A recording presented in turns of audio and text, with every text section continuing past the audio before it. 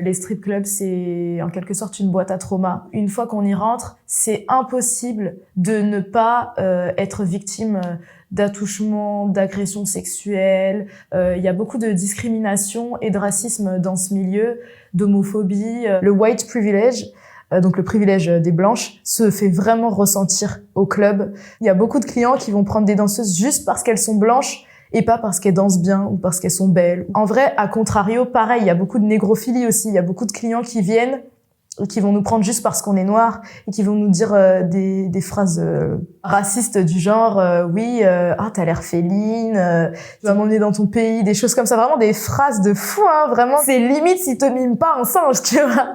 J'ai reçu beaucoup de remarques comme ça. Il faut s'occidentaliser pour les clients. En tout cas, en France, à Paris, les filles qui marchent le mieux, c'est les filles vraiment grandes, blondes, fines, franches carrées, sans tatouage, sans piercing, sans rien. Parfois, j'essaye de mettre des vêtements qui cachent mes tatouages pour pas qu'on les voit. Je me lisse les cheveux maintenant. Salut les gars, alors on se retrouve sur la chaîne BuzzLive sur Facebook.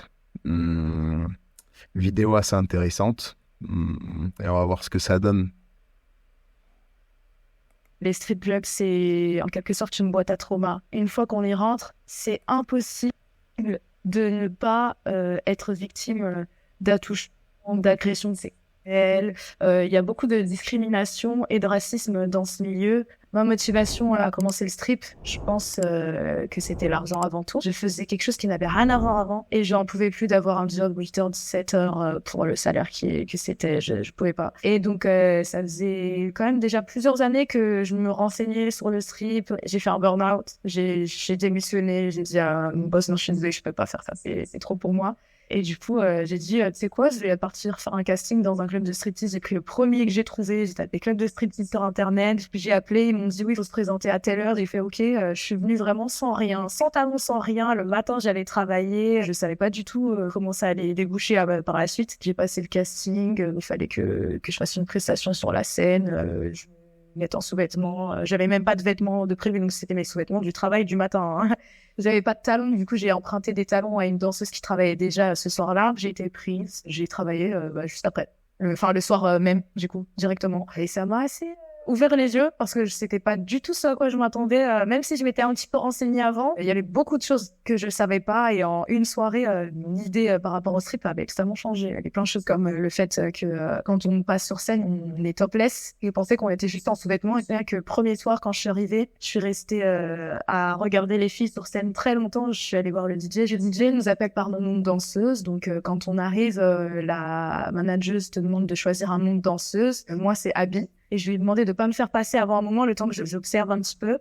Donc j'ai fait ma première scène et ensuite ma première scène, je suis allée voir une danseuse et je lui ai demandé comment ça se passait les danses avec les clients, qu'est-ce qu'on a le droit de faire, qu'est-ce qu'on n'a pas le droit de faire, quelles sont les limites, est-ce qu'on a le droit de refuser qu'un client nous touche, plein de choses comme ça. Et donc je suis tombée sur une fille super sympa qui m'a expliqué comment ça se passait, qui m'a fait une danse pour me montrer comment elle faisait, qui m'a dit que en vrai chaque danseuse a ses particularités, a sa façon d'approcher le client, a sa façon de danser, etc. Ça m'a beaucoup aidé de parler avec les autres danseuses pour comprendre comment ça marche en fait.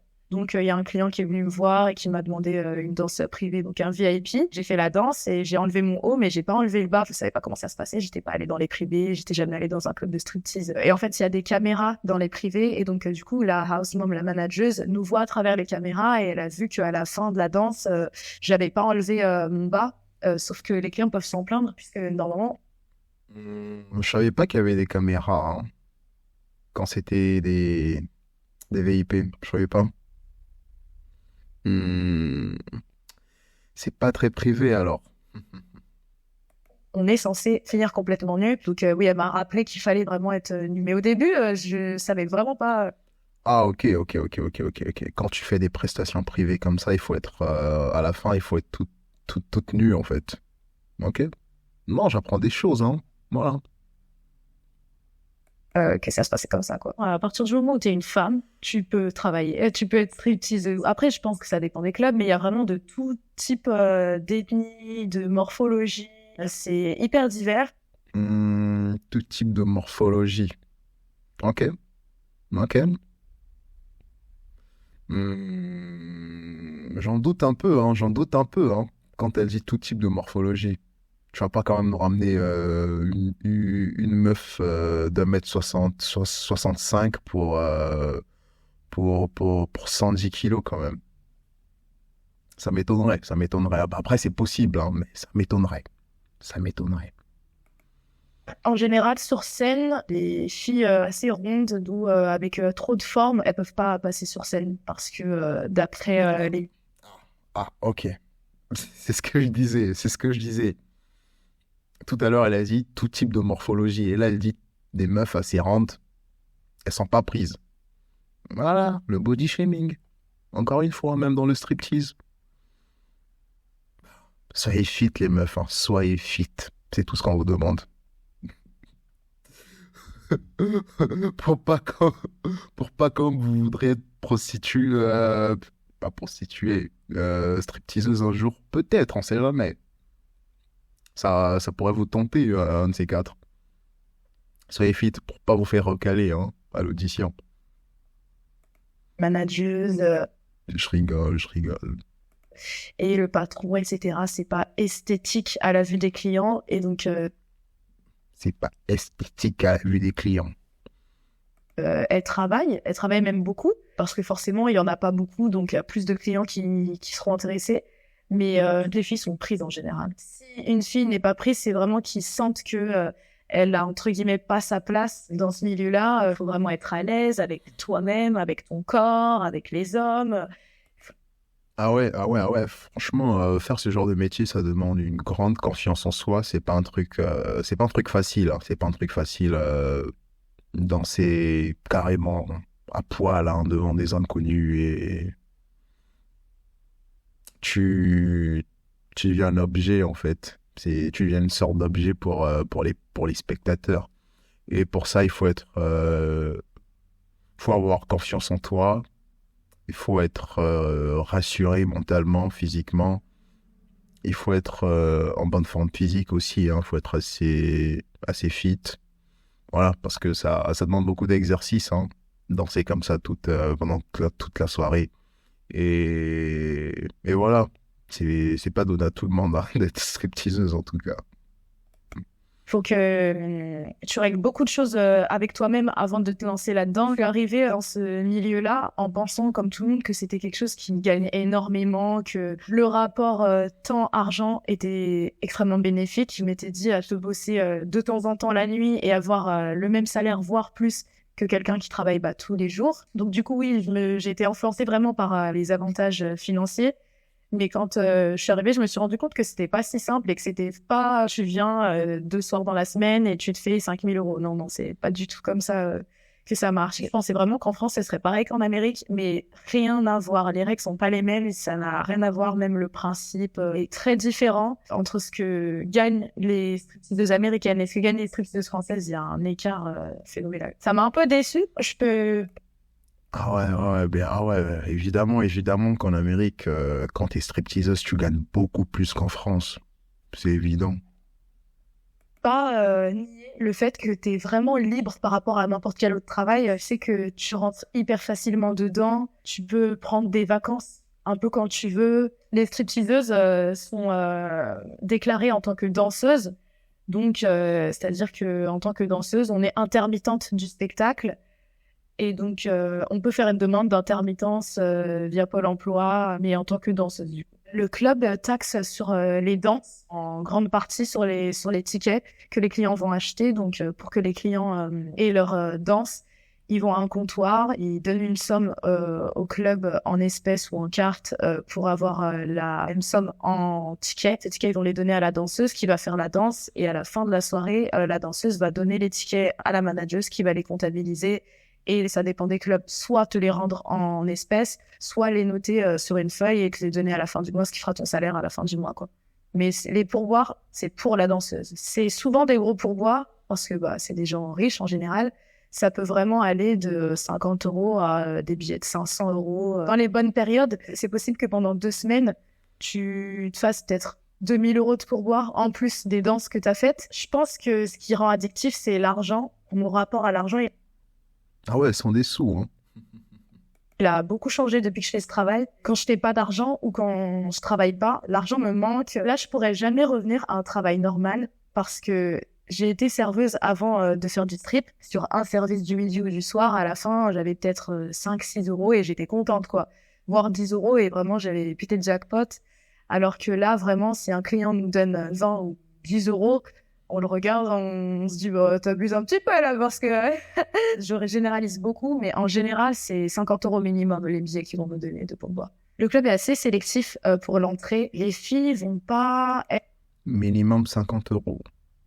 Ok.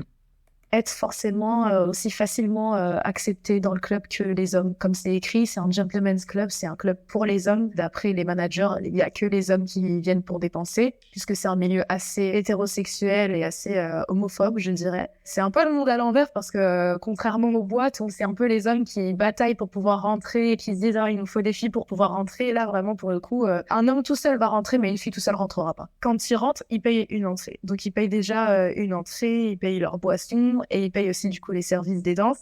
Ce qui veut dire que pour eux, t'es vraiment une marchandise, t'es à leur service. Donc c'est un petit peu, ils se sentent capables de céder un peu à leurs démons. Et donc quand ils rentrent, ils se disent qu'il n'y a pas de limite pour eux. Ils ont payé leur entrée, ils ont payé leur bouteille à 500 voire 1000 euros. Tu es là pour eux, tu es là pour assouvir leurs besoins et ils enlèvent un peu leur cape d'humanité et ils se disent bon là, je peux faire ce que je veux, ils vont pas prendre de pincettes, ils vont pas te ménager, ils vont vraiment se dire oui mais elle est là pour ça, donc je peux faire ce que je veux, lui dire ce que je veux, la toucher autant que je veux, elle est là pour moi quoi. Ce qui est totalement faux, on est là pour l'argent, pas pour les hommes. Ils ont besoin de sentir qu'ils sont au-dessus de nous, qu'ils sont en pouvoir puisque c'est eux qui nous payent. Si t'es trop intelligente et que tu les reprends quand ils parlent, quand ils font des erreurs, ou si t'as le malheur de les contredire, ils vont dire « Oh mais t'es nul, t'es pas drôle et tout », et ils vont pas te prendre dedans, quoi. Dans les deux sens, personne ne se voit réellement comme un être humain. Pour eux, on est juste des objets, on est une attraction, on est là pour leur faire plaisir. Du coup, pour gérer ça, à notre tour, nous, on va les déshumaniser pour un peu garder ce côté pro et commercial. Ça m'a pris au moins 1 an pour me dire, ok, c'est vrai que c'est pas mes amis. Ah ouais, c'est clair. Bah c'est clair que si tu veux montrer que t'es plus intelligente que le gars, il te recale, hein. Il te recale parce que lui, quand il vient, c'est pour essayer d'assouvir un certain, une espèce de dominance en fait envers la meuf. Chose qu'il n'a pas dans la vie en général. Et le seul endroit où il peut avoir cet aspect de dominance, c'est dans les clubs de striptease. Hein. C'est dans les clubs de striptease. Et quand toi, tu lui rappelles ce qu'il vit déjà au quotidien, qu'il n'arrive pas à être un mâle dominant dans la société, qu'il n'arrive pas à influencer, ils se sont rejetés et à la fin, c'est de la frustration et il veut plus te revoir. C'est ça en fait. Et quand ils viennent, le facteur principal, c'est d'être dominant. Et quand ils n'ont pas cette dominance, ils s'amusent pas. Je dois vraiment les voir comme des porte-monnaies et me dire, ok, il a de l'argent, s'il a pas d'argent, au bout de 30 secondes, je quitte la table. Je le sais à la boisson qu'il a pris, à la façon qu'il a de parler. Je le sais si au bout de 5 minutes, il m'a pas proposé de verre, je me dis, bon, je pense qu'il va pas me proposer de danse. À tous ces critères-là, je sais si je vais rester à la table ou si je vais partir. Je pense qu'il y a beaucoup de clients qui sont prêts à payer pour faire des choses qu'ils peuvent pas faire, par exemple, dans leur vie de tous les jours avec leurs fans ou quoi. La plupart des clients sont mariés. Comme ils savent que nous, on est là, entre guillemets, pour ça et pour être à leur service, bah, ils vont nous demander des choses qu'ils auraient jamais demandé dans la vie réelle à une femme. Il y a des hommes qui vont... Voilà pourquoi il y a plein d'hommes mariés qui vont voir des prostituées, des stripteaseuses. C'est parce qu'ils ne peuvent pas faire à leurs femmes ce qu'ils ont envie de faire. Et quand ils sont avec des prostituées, ils ont quasiment carte blanche, ils peuvent tout faire. Voilà, assouvir les désirs les plus sadiques qu'ils ont en eux. C'est des psychopathes, les gars. Des psychopathes sexuels. Franchement, moi, les clubs de striptease, personnellement, voilà. Non, merci. Payer 840 € de danse pour parler. Paye un peu pour ta compagnie. Être stripteaseuse, c'est avant tout, son nom indique strip, qui veut littéralement dire dépouiller. Donc, on est là pour séduire, charmer les hommes à but lucratif. Bon, j'essaie vraiment de d'éteindre mon humanité avant de rentrer en danse. Je me dis, ok, bon là, t'es plus Ellie, t'es Abby, tu fais ta danse, tu réfléchis pas, tu rentres dans un rôle. En général, après la danse, je vais aux toilettes et je respire un petit peu pour me dire, ok, c'est bon, tu reprends de l'énergie. Et ensuite, j'y retourne. Mais il y a beaucoup de danseuses qui boivent pour pouvoir supporter les remarques des clients parce que ça facilite le travail en quelque sorte. Si c'est pas l'alcool, elles vont prendre certaines drogues. C'est quelque chose qui tourne beaucoup dans ce monde-là, dans ce milieu-là. Les strip clubs, c'est en quelque sorte une boîte à trauma. Une fois qu'on y rentre, c'est impossible de ne pas être victime d'attouchements, d'agressions sexuelles. Il y a beaucoup de discrimination et de racisme dans ce milieu, d'homophobie. Le white privilege, donc le privilège des blanches, se fait vraiment ressentir au club. Il y a beaucoup de clients qui vont prendre des danseuses juste parce qu'elles sont blanches et pas parce qu'elles dansent bien ou parce qu'elles sont belles. En vrai, à contrario, pareil, il y a beaucoup de négrophilie aussi. Il y a beaucoup de clients qui viennent. Ah ouais. Ah ouais, ça c'est clair, hein. Les racistes, tu les retrouves là-bas dans les clubs de striptease, hein. Voilà. En fait, c'est dans ce genre d'endroit qu'ils font tomber leur masque, tu vois. Et dans la société en général, parfois ils ont un masque, ils affichent pas ou ils ne sont pas vraiment qui ils sont, ils cachent. Et quand ils sont dans ce genre d'endroit, des clubs de striptease, quand ils vont voir des prostituées, ils sont eux-mêmes. Voilà, le masque il tombe, et même il y a des femmes mariées qui ne connaissent pas vraiment leur mari. Et quand ces hommes sont avec des stripteaseuses, ils peuvent être eux, ils peuvent dire ce qu'ils veulent, du plus profond du cœur. C'est vraiment leur pensée, en fait, c'est vraiment ce qu'ils sont. Quand les hommes sont avec des prostituées, des stripteaseuses, ils sont eux réellement. Voilà, sans filtre et tout, sans masque. Ils peuvent dire tout ce qu'ils veulent, ils peuvent faire ce qu'ils veulent. Si c'est un sauvage, il va te le montrer. Si c'est un gentleman, il va te le montrer. Qui vont nous prendre juste parce qu'on est noir et qui vont nous dire des phrases racistes du genre oui, t'as l'air féline, va m'emmener dans ton pays, des choses comme ça, vraiment des phrases de fou, hein, vraiment des limites s'ils te miment pas en singe, tu vois.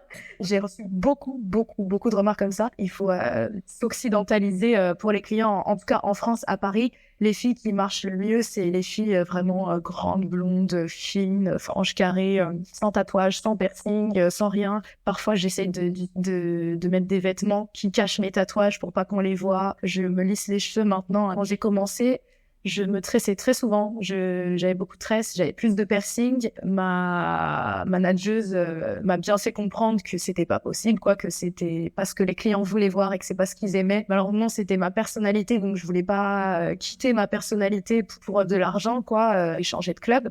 Parfois, quand vraiment je n'en peux plus, j'ai plus d'énergie, j'ai plus le mental, ça me casse le moral totalement. Je fais une pause de strip pendant 1 mois. Je travaille pas, je me recentre sur moi-même, je me ressource un petit peu. Et quand je reviens, je me dis, ok, je suis d'attaque là, à faire semblant, à un peu mettre une deuxième peau, et un peu comme des actrices.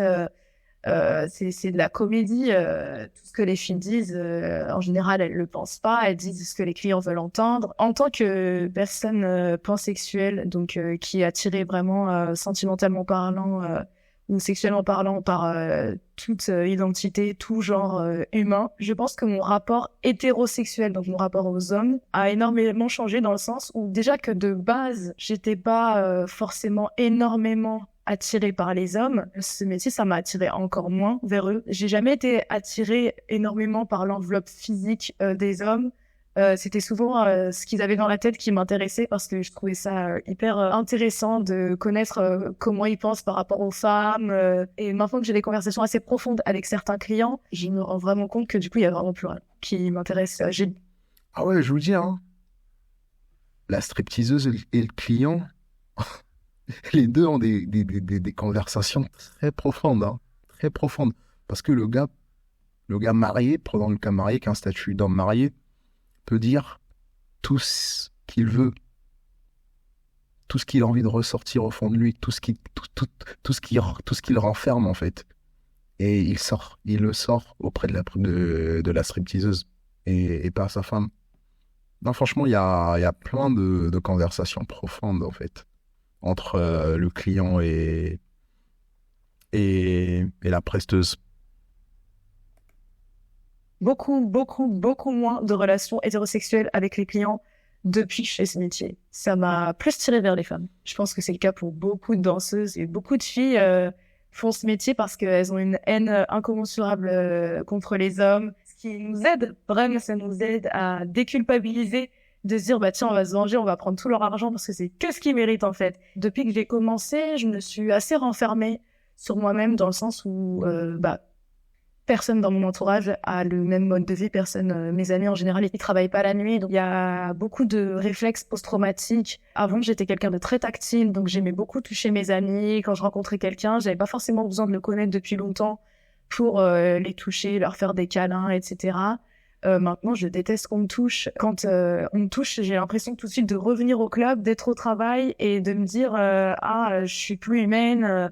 C'était quelque chose qui était assez difficile au début quand j'ai commencé. Vraiment, quand j'ai commencé, j'avais 19, 20 ans. J'en ai 22 maintenant. Et il suffit que j'aille en boîte. Ouais, elle a commencé tôt, hein. Elle a commencé tôt.